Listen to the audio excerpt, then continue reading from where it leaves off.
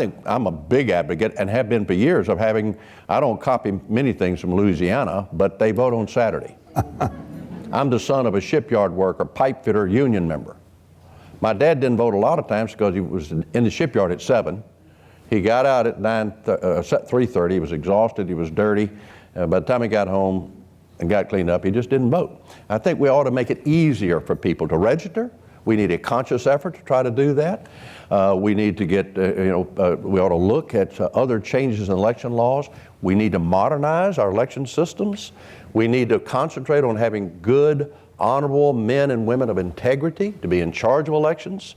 In many states, it is the Secretary of State, and many of them are quite good. But I don't think we have professionalized our effort to have more participation, open, transparent, and modern elections.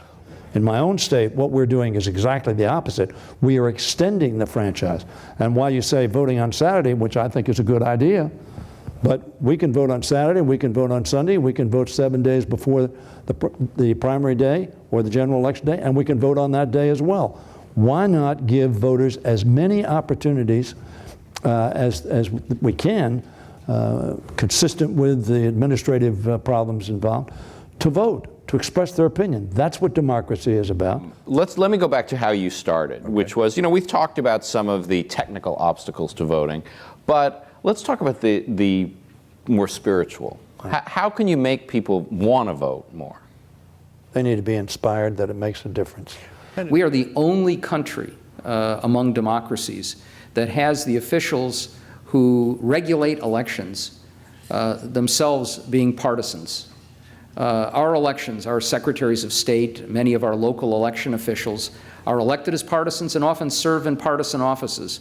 I was thinking about this last night as I watched the NBA Finals game between the San Antonio Spurs and the Miami Heat, and imagine what it would be like if the referees all owned stock in or shares in the Miami Heat.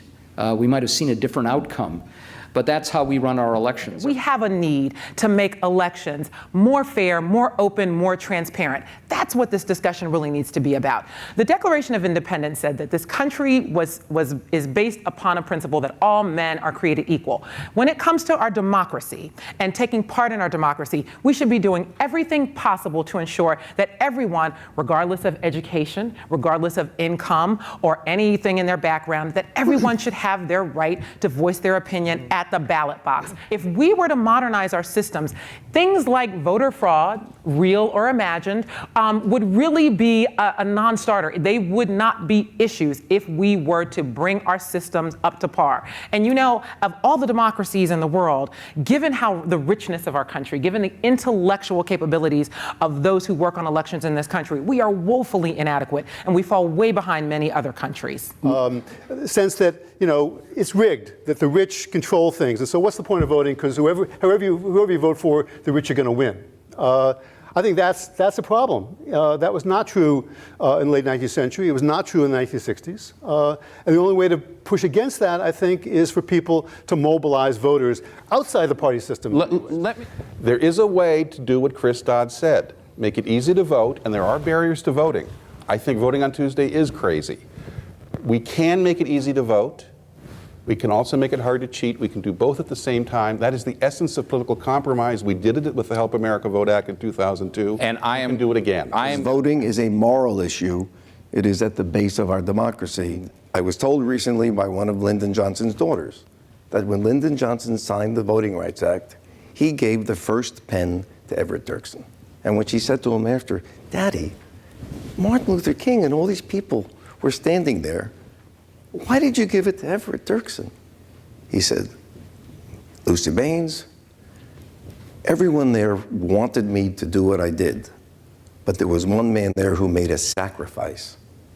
And if without him, there would have only been a bill and there never would have been an act." And when Lyndon Johnson handed that pen to Everett Dirksen, he turned to his chief of staff and said, "I just gave the South away to the Republicans for a generation to come."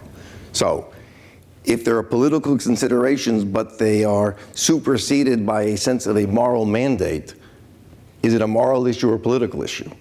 We submit that if there's a frank, open discussion, just as we're having today, Senator Lott, Congressman Stoyer, Congressman Larson, that the moral ought will evolve.